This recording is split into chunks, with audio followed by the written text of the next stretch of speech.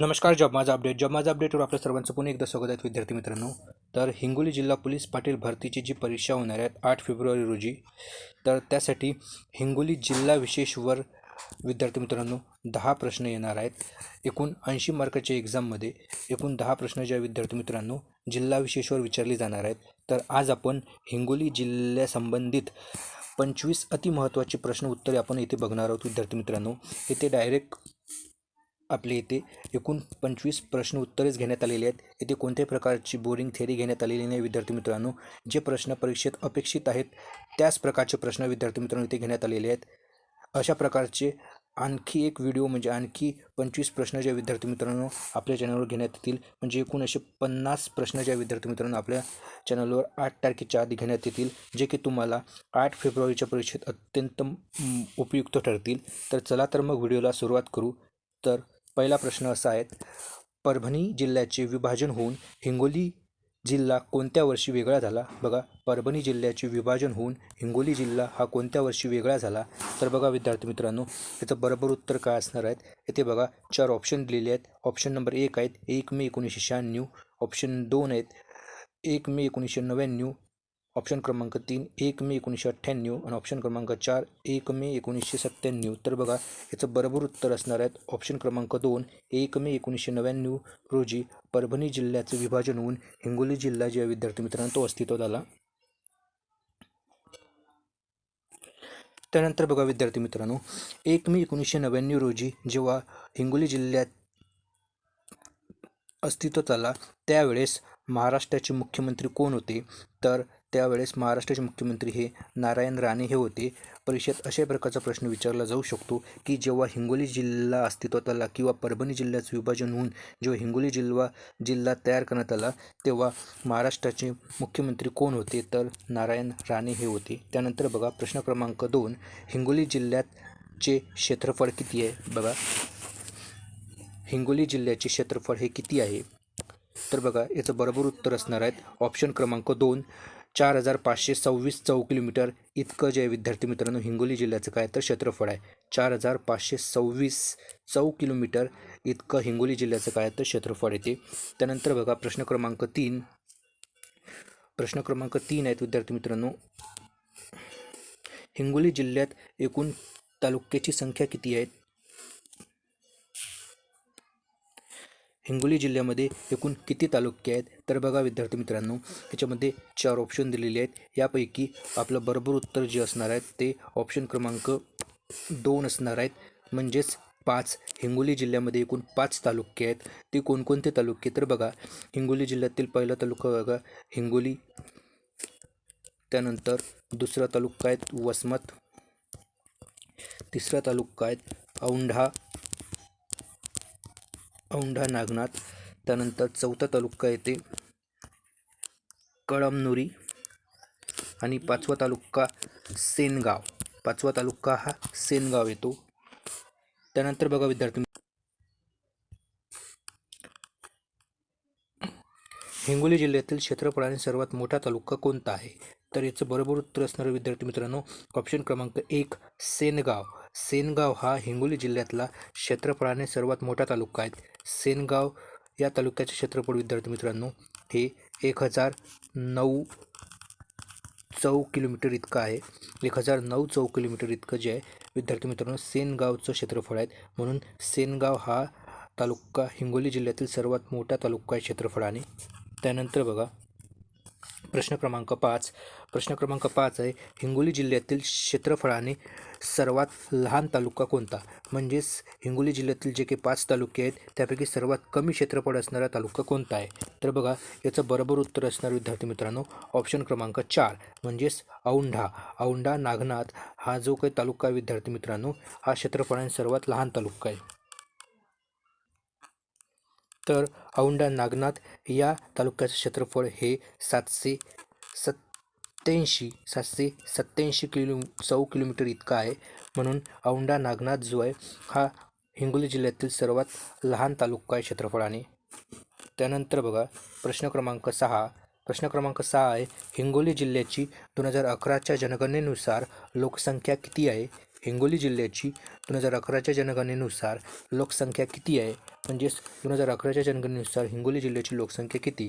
तर बघा येथे आपलं बरोबर उत्तर असणार आहेत ऑप्शन क्रमांक 3, म्हणजेच 11,77,345 इतकी हिंगोली जिल्ह्याची लोकसंख्या आहे 2011च्या जनगणनेनुसार.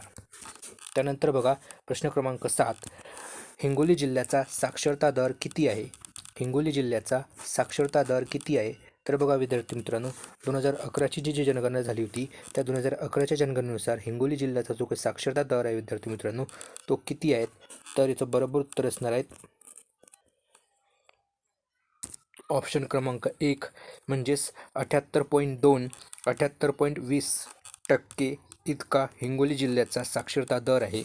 त्यानंतर बघा प्रश्न क्रमांक 8, हिंगोली जिल्ह्याची घनता किती आहे. हिंगोली जिल्ह्याची घनता किती आहे. बघा विद्यार्थी मित्रांनो, घनता म्हणजे काय असते, तर एकूण लोकसंख्या भागीला क्षेत्रफळ, म्हणजेच 1 चौकिलोमीटर इतक्या क्षेत्र राहणाऱ्या लोकांची संख्या म्हणजेच काय असते, तर त्याची घनता असते. तर हिंगोली जिल्ह्याची घनता किती आहे. तर बघा विद्यार्थी मित्रांनो, त्याचं बरोबर उत्तर असणार आहेत ऑप्शन क्रमांक 3, म्हणजेच 244 इतकी हिंगोली जिल्ह्याची घनता आहे. लक्षात ठेवायचं विद्यार्थी मित्रांनो, हिंगोली जिल्ह्याची घनता किती आहे, तर 244 इतकी आहे. त्यानंतर बघा प्रश्न क्रमांक 9, हिंगोली जिल्ह्याचे लिंग गुणोत्तर किती आहे 2011च्या जनगणनेनुसार. तर 2011च्या जनगणनेनुसार हिंगोली जिल्ह्याचे लिंग गुणोत्तर किती आहे. तर बघा विद्यार्थी मित्रांनो,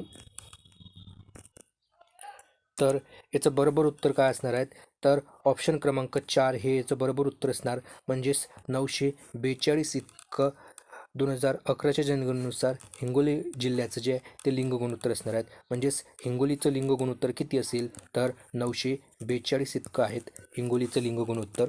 त्यानंतर बघा प्रश्न क्रमांक 10, हिंगोली जिल्ह्याचा 2001 ते 11 या दशकामध्ये लोकसंख्या वाढीचा दर किती होता. बघा विद्यार्थी मित्रांनो, 2001 पासून तर 2011चं जे काही दशक होतं या दशकामध्ये हिंगोली जिल्ह्याची जी काही लोकसंख्या आहे ही लोकसंख्या किती टक्के दराने वाढली किंवा त्याचा लोकसंख्येचा दर किती होता. तर बघा विद्यार्थी मित्रांनो, त्याचं बरोबर उत्तर असणार आहेत ऑप्शन क्रमांक 1, 19.3% इतका हिंगोली जिल्ह्याचा लोकसंख्या वाढीचा दर होता 2001 ते 11च्या दशकामध्ये. त्यानंतर बघा प्रश्न क्रमांक 11, 2011च्या जनगणनेनुसार महाराष्ट्रात लोकसंख्येत हिंगोली जिल्ह्याचा कितवा क्रमांक लागतो जास्त करून कमीकडे. म्हणजेच बघा विद्यार्थी मित्रांनो, ज्या प्रकारे भारतामध्ये महाराष्ट्राचा लोकसंख्येमध्ये कितवा क्रमांक लागतो, दुसरा क्रमांक लागतो, अशाच प्रकारे हिंगोली जिल्ह्याचा आपल्या महाराष्ट्रामध्ये कितवा क्रमांक लागतो एकूण लोकसंख्येत, म्हणजे जास्त करून कमीकडे. तर बघा याचं बरोबर उत्तर काय असणार आहेत, तर याचं बरोबर उत्तर असणार आहेत ऑप्शन क्रमांक 3, म्हणजेच 34. तर हिंगोली जिल्ह्याचा 2011च्या जनगणनेनुसार लोकसंख्येत 34वा क्रमांक लागतो. त्यानंतर बघा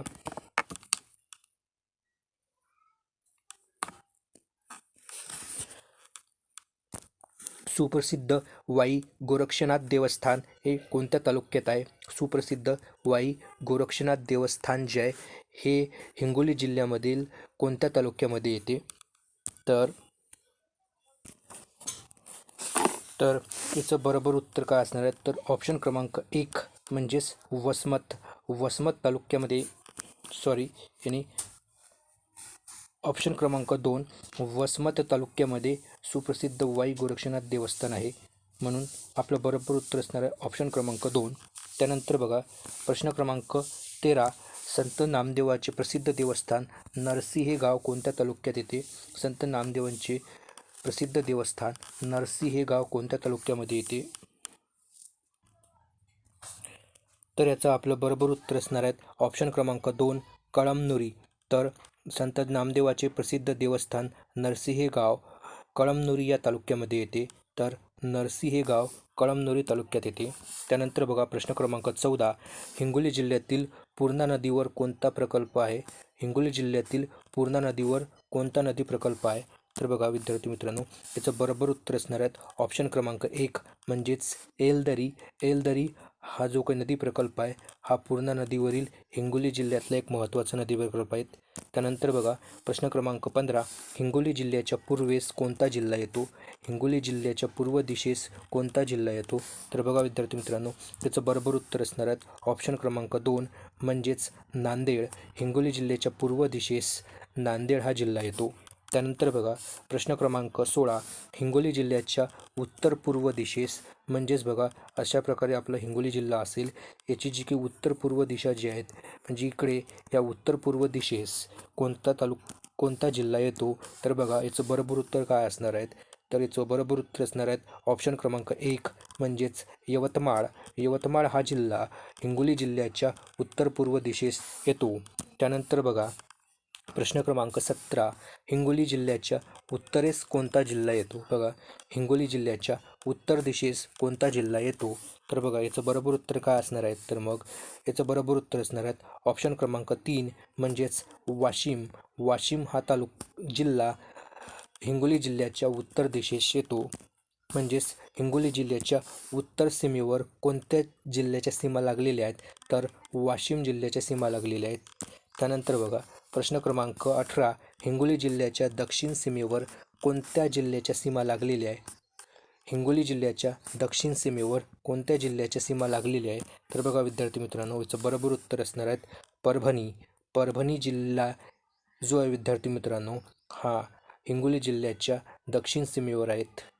त्याच्या व्यतिरिक्त बघा विद्यार्थी मित्रांनो, परीक्षेतनी दक्षिण तर विचारतेस, परंतु दक्षिण पश्चिम दिशेतसुद्धा हिंगोलीच्या दक्षिण पश्चिम दिशेतसुद्धा परभणी जिल्हाच येतो. त्याच्यामुळे जर परीक्षेत दक्षिण दिशा किंवा दक्षिण पश्चिम दिशा या दोनपैकी कोणत्याही एका याच्यावर प्रश्न आला तर त्याचं उत्तर हे परभणीच असणार आहेत. त्याचप्रकारे नांदेड हा जिल्हासुद्धा विद्यार्थी मित्रांनो हिंगोली जिल्ह्याला 2 दिशेकडून लागतो. एक त्याच्या पूर्व दिशेकडून तर दुसरी दक्षिण पूर्व दिशा. तर पूर्व दिशा किंवा दक्षिण पूर्व दिशा ह्या 2 दिशेकडून विद्यार्थी मित्रांनो नांदेड हा जिल्हा लागतो. त्यानंतर बघा प्रश्न क्रमांक 19, हिंगोली जिल्ह्याचे एकूण किती उपविभाग पडतात? हिंगोली जिल्ह्याचे एकूण किती उपविभाग पडतात? तर बघा विद्यार्थी मित्रांनो, याचं बरोबर उत्तर असणार आहेत ऑप्शन क्रमांक 2 3. हिंगोली जिल्ह्याचे एकूण 3 उपविभाग पडतात. तर हे कोणकोणती पडतात तर ते आपण पुढील प्रश्नामध्ये बघू. त्यानंतर बघा प्रश्न क्रमांक 20, हिंगोली जिल्ह्यात एकूण किती विधानसभा मतदारसंघ आहेत? हिंगोली जिल्ह्यामध्ये एकूण किती विधानसभा मतदारसंघ आहे? तर बघा विद्यार्थी मित्रांनो, याचं बरोबर उत्तर काय असणार आहेत? तर ऑप्शन क्रमांक 3 म्हणजेच 3. हिंगोली जिल्ह्यामध्ये एकूण 3 विधानसभा मतदारसंघ आहे आणि 3च उपविभागसुद्धा आहे. त्यानंतर बघा प्रश्न क्रमांक 21, खालीलपैकी कोणता हा हिंगोली जिल्ह्यातील विधानसभा मतदारसंघ नाही? तर बघा विद्यार्थी मित्रांनो, आपल्याला माहीत आहे की हिंगोली जिल्ह्यामध्ये एकूण 3 विधानसभा मतदारसंघ आहे. त्यापैकी इथे 4 ऑप्शन आहे, म्हणजे यापैकी एक जे असेल विद्यार्थी मित्रांनो ते काय हिंगोली जिल्ह्यातील विधानसभा मतदारसंघ नसणार. मग याच्यापैकी कोणता असणार आहेत? तर याच्यापैकी ऑप्शन क्रमांक 4 हे आपलं बरोबर उत्तर असणार. म्हणजे सेनगाव हा हिंगोली जिल्ह्यातला विधानसभा मतदारसंघ नाही. तर उरलेले जे 3 आहे जसे की हिंगोली, वसमत आणि कळमनुरी हे जे तीनही जे काही तालुके विद्यार्थी मित्रांनो हे विधानसभा मतदारसंघाचे तालुके आहेत. म्हणजेच हिंगोली, वसमत आणि कळमनुरी हे हिंगोलीतील 3ही विधानसभा मतदारसंघ आहेत. त्यानंतर बघा विद्यार्थी मित्रांनो, हेच 3 याचे उपविभागसुद्धा आहे. त्यानंतर बघा प्रश्न क्रमांक 22, 2024मध्ये हिंगोली जिल्ह्यातील कोणत्या हळदीच्या जातीला GI मानांकन देण्यात आलेले आहे? म्हणजेच GI टॅग भेटला आहेत. बघा विद्यार्थी मित्रांनो, 2024 या वर्षी हिंगोली जिल्ह्यातील एका हळदीच्या जातीला GI टॅग देण्यात आलेला आहेत भारत सरकारतर्फे. तर ती कोणती जात आहे? तर बघा विद्यार्थी मित्रांनो, येथे 4 ऑप्शन दिलेले आहेत. यापैकी आपलं बरोबर उत्तर काय असणार आहे? तर ऑप्शन क्रमांक 1 वसमत. वसमत हळद म्हणून जे विद्यार्थी मित्रांनो हिंगोली जिल्ह्यातील एक प्रसिद्ध हळदीची जात आहे, म्हणून वसमत हळद म्हणून किंवा वसमत हल्दी म्हणून 2024मध्ये हिंगोली जिल्ह्यातील एका हळदीच्या जातीला काय तर GI टॅग देण्यात आलेला आहेत. त्यानंतर बघा प्रश्न क्रमांक 24, वारंग मसाई माता मंदिर कोणत्या तालुक्यामध्ये येते? वारंग मसाई माता मंदिर हे कोणत्या तालुक्यामध्ये येते? तर बघा विद्यार्थी मित्रांनो, याचं बरोबर उत्तर असणार आहेत ऑप्शन क्रमांक 1 हिंगोली. हिंगोली तालुक्यामध्ये वारंग मसाई माता मंदिर जे आहे विद्यार्थी मित्रांनो येते. त्यानंतर बघा प्रश्न क्रमांक 25 आणि आजचा शेवटचा प्रश्न, जिल्ह्यातील प्रसिद्ध कलगावची जी यात्रा भरते विद्यार्थी मित्रांनो, जिल्ह्यातील प्रसिद्ध जे काही कलगावची जी यात्रा भरते ही यात्रा कोणत्या तालुक्यामध्ये भरते? किंवा प्रसिद्ध कलगावची जी यात्रा आहे तर ही जी कलगाव आहे हे कलगाव हे गाव कोणत्या तालुक्यामध्ये येते? तर बघा याचं बरोबर उत्तर असणार आहेत ऑप्शन क्रमांक 2 म्हणजेच हिंगोली जो तालुका विद्यार्थी मित्रांनो, हिंगोली या तालुक्यातील कलगावची यात्रा जी आहे विद्यार्थी मित्रांनो भरते किंवा हिंगोली या तालुक्यामधील कलगाव या ठिकाणी प्रसिद्ध कलगावची जी यात्रा आहे ती भरत असते. म्हणून आपलं बरोबर उत्तर काय असणार आहे तर हिंगोली हा तालुका असेल. तर अशा प्रकारचे जे विद्यार्थी मित्रांनो काही अतिमहत्त्वाचे जे की पोलीस पाटील भरतीची जी की परीक्षा होणार आहेत 8 तारखेला त्यासाठी अत्यंत महत्त्वाचे हे प्रश्न उत्तर आहेत. तर अशाच प्रकारच्या अपडेटसाठी चॅनलला अवश्य सबस्क्राईब करा. धन्यवाद.